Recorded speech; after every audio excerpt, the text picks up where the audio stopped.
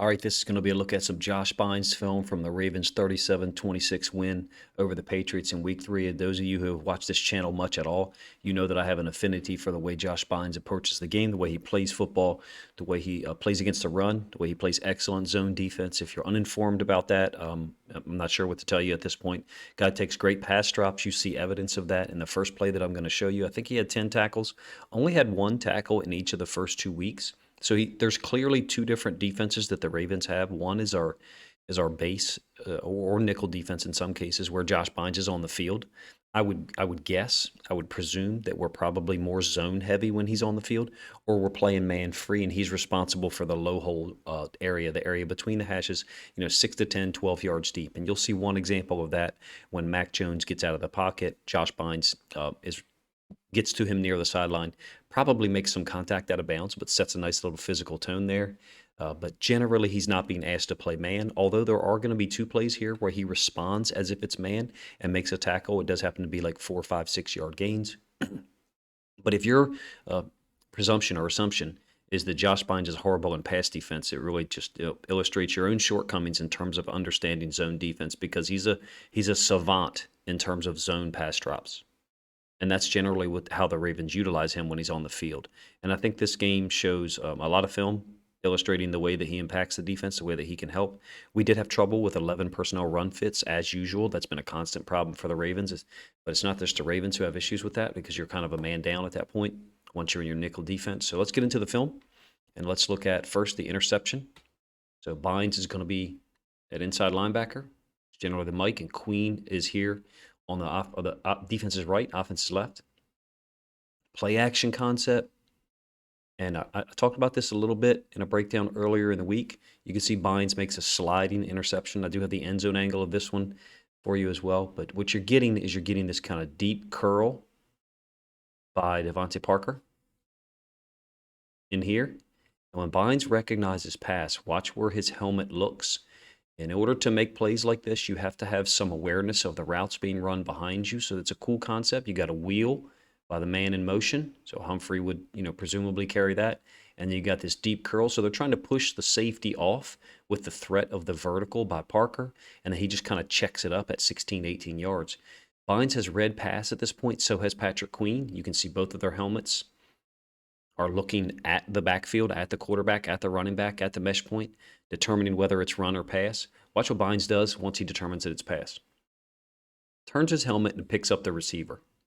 He's currently trying to identify the route. Parker could go vertical. Parker could go to post corner, or he could do what we know he does, which is check it up and turn it into a deep curl, as opposed to Patrick Queen, who is constantly staring at the quarterback. He very rarely looks for work in terms of looking and trying to diagnose and identify receivers' routes. Now, as I say that, if you watch Queen as Parker runs past him, he does kind of look to the side at least. So there is an attempt to turn his helmet and look and see if he's got a snag route coming at him or something like that he's got to hold up on. But in any case, Bynes is the inside linebacker on the other side of the field. So Bynes' feet was originally like up here, and Queen was down here. Look where the interception is made. I'm not saying it's made in Queen's zone. I'm not trying to denigrate Patrick Queen at all.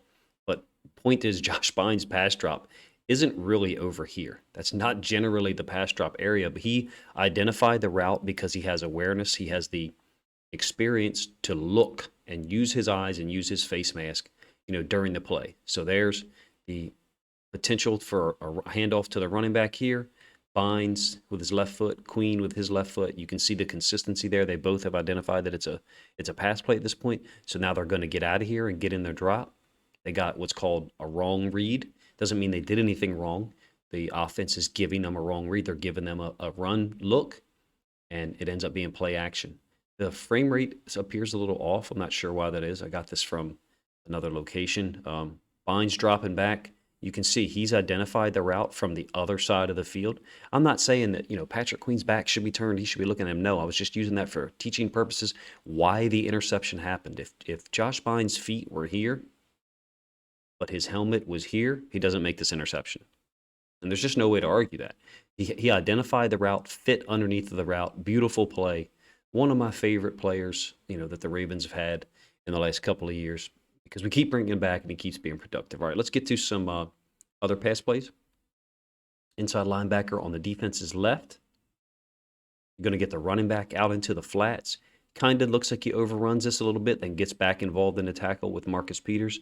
A little bit more athletic than people give him credit for. This is their running back running out into the flats. I believe that once Bynes gets about here, he's going to have to dodge this receiver. He's essentially slalom running underneath of the first receiver and then underneath of the second receiver. So it's a shield concept, that's all. Peters holds position on the outside, so he's at least got help. And like I said, Bynes kind of almost overruns it. You really would rather be on the backside, inside hip. He still does get credit for that tackle, by the way. That's how I went and found most of these plays.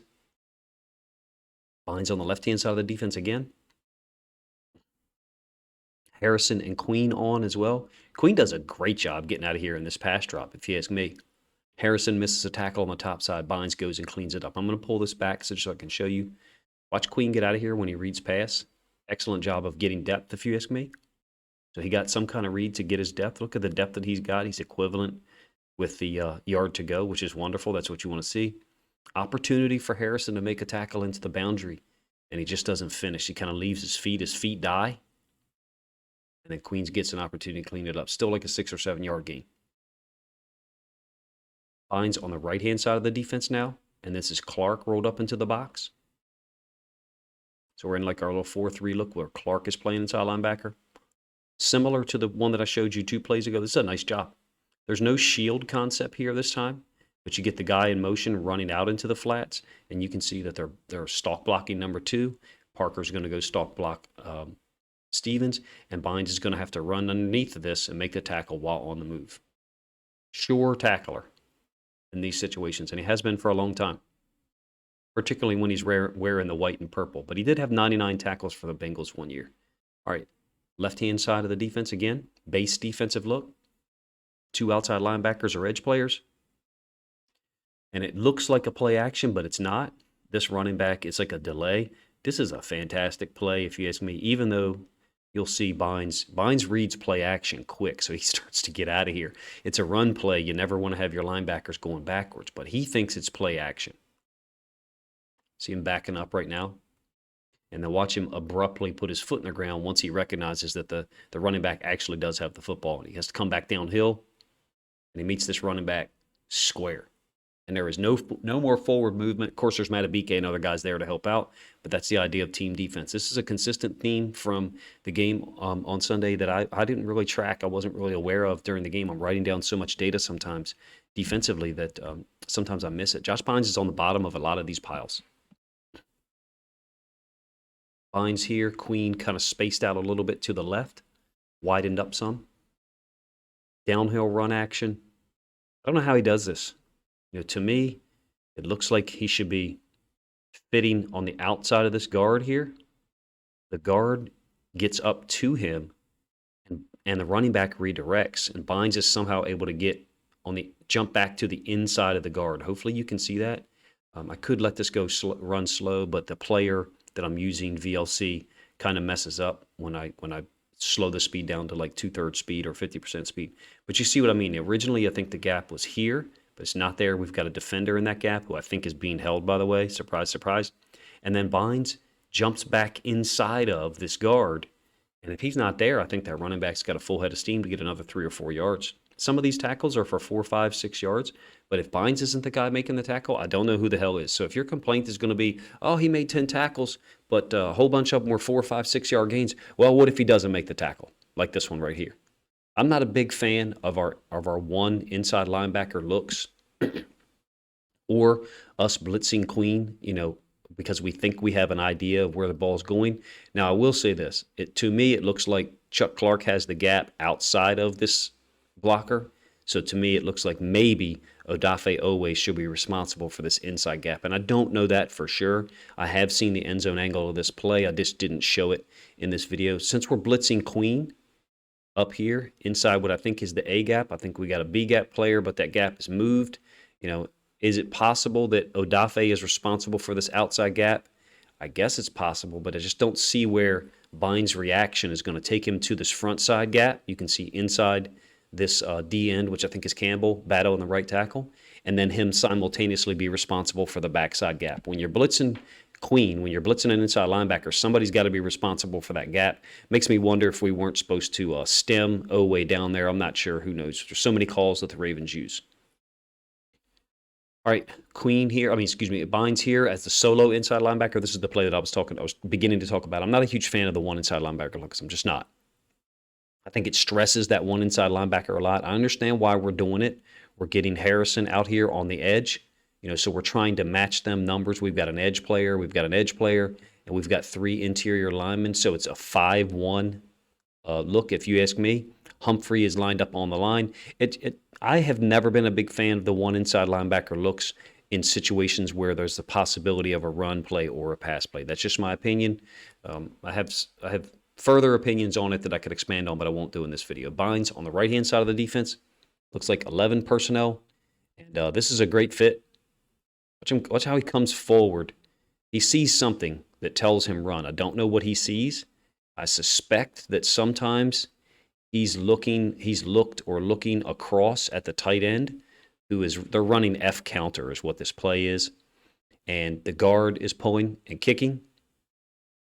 The right guard is pulling and kicking the edge player, and then the tight end is wrapping. I think sometimes Bynes looks at that H-back, that tight end, and I think he has an inkling of whether that guy's going to, come to this side or not. You can see, watch where Bynes meets him.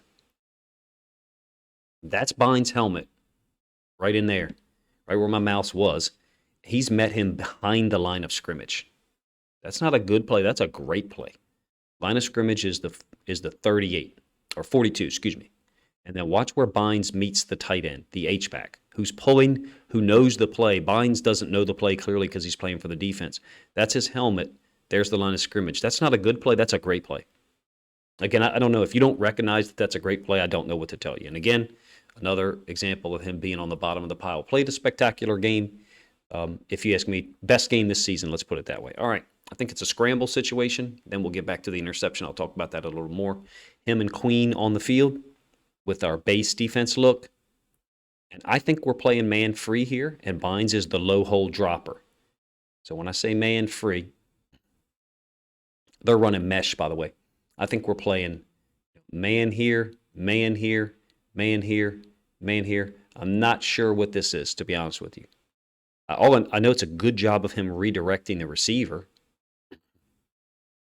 but I don't know who the guy is that's supposed to be guarding him. Maybe it's Bynes. Maybe it is. But it's an unusual thing, if you ask me, for a Mike linebacker lined up on the other side of the formation. He's lined up on the defense's right side, offense's left, to be responsible for this tight end here, who's on the opposite side of the formation in man. That's what I'm saying to you when this catches me as unusual with Bynes and that tight end. Everyone else looks like they're in man relationship. I thought he was a low hole dropper here, but he certainly is walling off 81, totally taken away that read and muddied up this mesh concept. You don't know what mesh is. Mesh is 81 running underneath, and then someone else from over here runs. So you got dual drag routes. And Bynes, by walling 81 like this, you can see he totally messes the timing of it up, and 85 has to run underneath. We're trailing with Chuck Clark anyway, leaves the whole side of the field up here for Mac Jones to go scramble onto. I just don't know how it's possible that Bynes could have been responsible for playing 81 man from his alignment, number one, and then number two, how he could have possibly had the awareness to get out there to Mac Jones while he was, quote, supposedly playing man. I think we might have a blown coverage there, to be honest with you. All right, back to the interception, a little bit of staccato or messed up video. Again, Bynes, excellent pass drops, along with pretty good run fits against the Patriots. I think they gave us some problems with the run-pass option. I think the Bills are going to give us those problems and more when they're in 11 personnel. Our 11 personnel run fits haven't been great for a couple of years. There's different things that we don't do in terms of our defensive ends when we've got 11 personnel. I love the passion that Josh Bynes brings. I feel like he has positive energy. Never been around him in my life, but I feel like he exudes confidence because of where he's been. Won a national championship at Auburn, won a Super Bowl the very next year with the Baltimore Ravens. I think he made the game-ending tackle in that Super Bowl. I think there's a lot of good karma when he's on the field. Should he be on the field in our dime alignments? Well, no. He probably should not, because he's not. If he's on the field, I feel like it gives away our coverage. And that's coming from a person who's a huge fan of his. But I thought he had a great game. I was certainly going to point it out. I would like to get one more video out on a Ravens defensive player, Justin Matabike, before the day's finished, but I have a couple of other videos to finish. If you have any suggestions for video ideas, let me know. We've covered a lot of content here on this channel, and other Ravens content creators have, done a beautiful job of covering that win over the Patriots as well. So support them and check them out if you get the opportunity. Appreciate you guys checking out the video. If you think other Ravens fans would appreciate this content, appreciate Josh Bynes, breakdown of film study, please consider sharing the link to this video on social media.